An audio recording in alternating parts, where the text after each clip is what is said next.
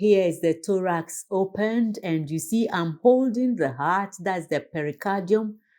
That's the membrane around the heart. That's the pericardium neat membrane.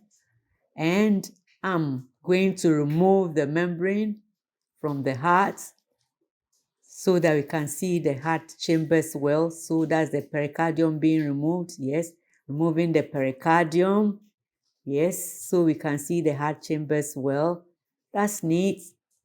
Yes, so here the pericardium is removed. You see, that's the left atrium. The left atrium there. That's the left atrium.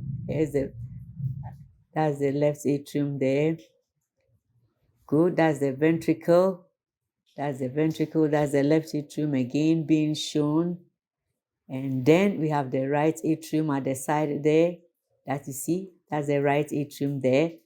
And then, yes, right atrium there. That's the ventricle.